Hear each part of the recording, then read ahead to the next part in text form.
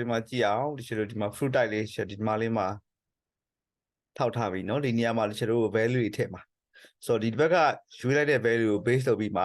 ဒီဘက်မှာ price value တွေပေါ်လာမှာเนาะဆိုတော့လောလောဆယ်ဒီလိုဒီမှာ value တွေရင်ထည့်မယ်ဟုတ်လားဘယ်ကိုသွားမလဲဆိုတော့ဒီလို data ကိုသွားမယ်เนาะအပေါ် menu bar ထဲမှာ data ရှိတယ်ဟုတ်လားเนาะ cell လေးကိုရင်ထောက်တာเนาะဆိုတော့ဒီထည့်မဲ့ value ကိုဘယ် cell ထဲမှာထည့်ပါလဲဆိုတော့ G12 ထဲမှာထည့်မှာဆိုတော့ G12 ထောက်တာပြီး data tab ထဲကိုသွားမယ်ပြီးရင်ဒီမှာ data validation နော်ဒီမှာ data validation အဲ့ဒီမှာ data validation box လေးကြာလာတယ်ဒီမှာ setting ရှိမယ် input message ရှိမယ် error alert ရှိမယ်အဲ့တော့ setting ဆိုတာက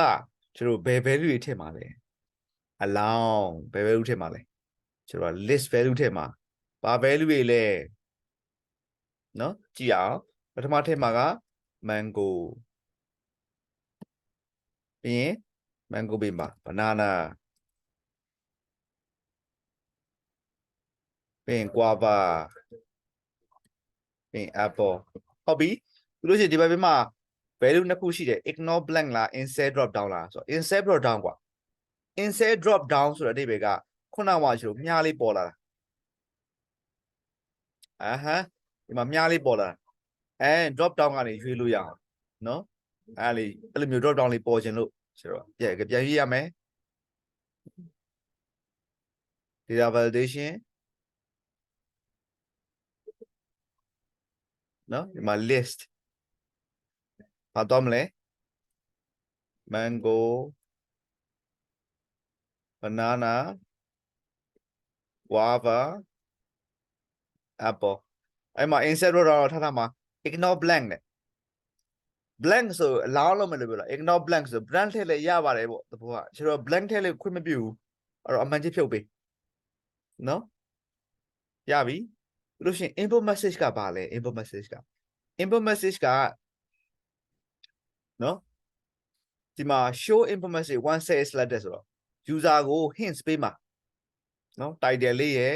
input message ကြာ hints လေးထည့်ပြမယ်နော်ဆိုတော့ဒီ show message လေးကိုလည်းအမှန်ချစ်ထားပေးတယ်ဘာအဓိပ္ပာယ်လဲချောင်းစမ်းကြည့်ရ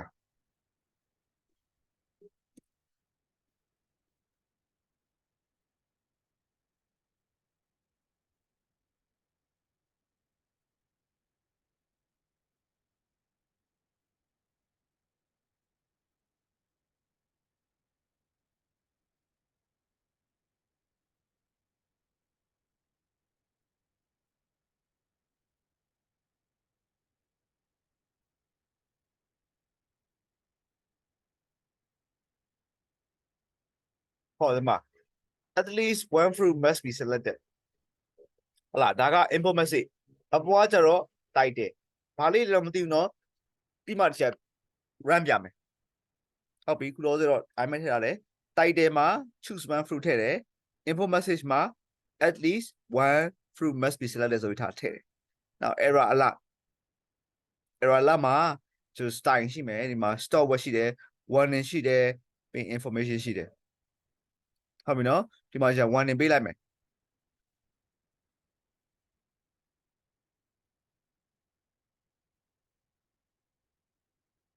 title မှာ wrong choice လို့ပြောလိုက်ပြီ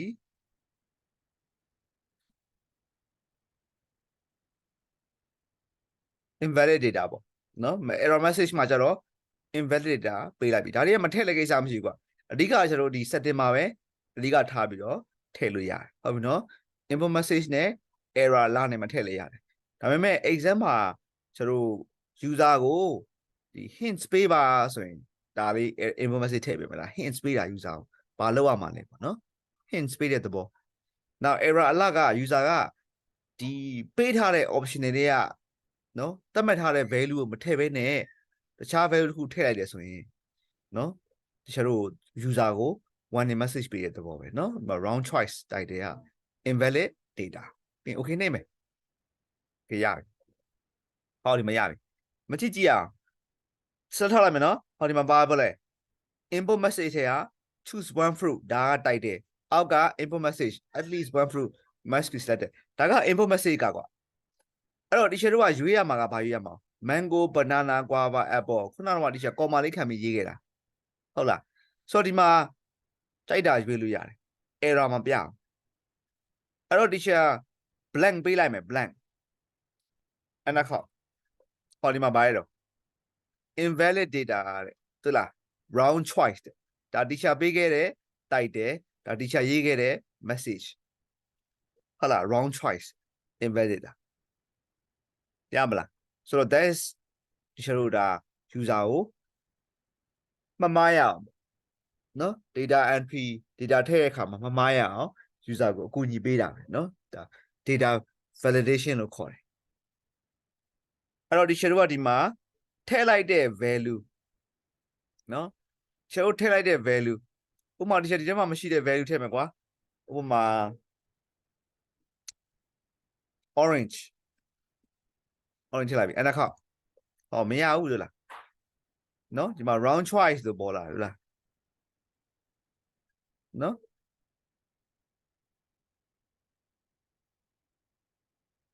ဟုတ်လားဒီမှာ round choice လို့ပေါ်လာတယ်လား invalid data ဟုတ်လား round choice invalid data နော်လို့လေးပေါ်လာတယ်ကဲဆိုတော့ teacher တို့ဘာလုပ်လဲဒီဘက်က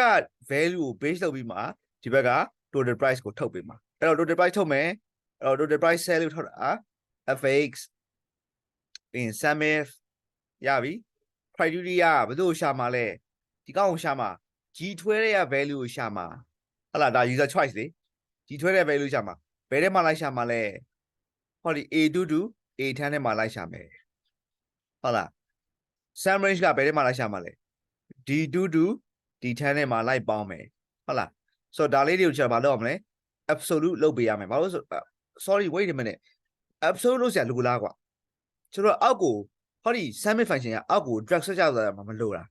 အဲ့တော့ absolute ဒီမှာကျတော့မလို့တော့ထည့်ရင်လည်းမမအောင်နော်မထည့်လဲကိစ္စမရှိဘာလို့ဆိုတော့ဒီကျွန်တော်ကဒီ function ကဒီအပေါ်တော့လည်းမျိုးအောက်ကို mango အတွက် banana အတွက် guava အတွက် apple အတွက်ဆိုပြီးအောက်ကို drag ဆွဲကြမလို့ဒီကောင်လေးကသူ့ညံတဲ့သူပဲဆိုတော့ဒီမှာ absolute မထည့်လဲရတယ် name မထည့်လဲရတယ်ဟုတ်လားရိုင်းထားလဲရတယ်အေး okay ရပြီဒါပဲဟုတ်လားနော်ဒါဆိုအဆင်ပြေပြီပေါ့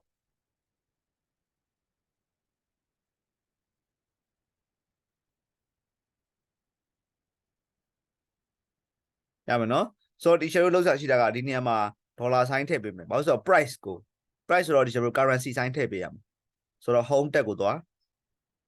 ဒီမှာ dollar sign ဟုတ်လားဒါပဲ dollar sign နှိပ်ပေးတာနော်အဲ့တော့မှမကြိုက်ဘူး teacher ကျွန်တော် currency ပြောင်းနေတယ်ဆိုပြောင်းဟုတ်လားနော်ဒါဆို currency ပြောင်းသွားမှာ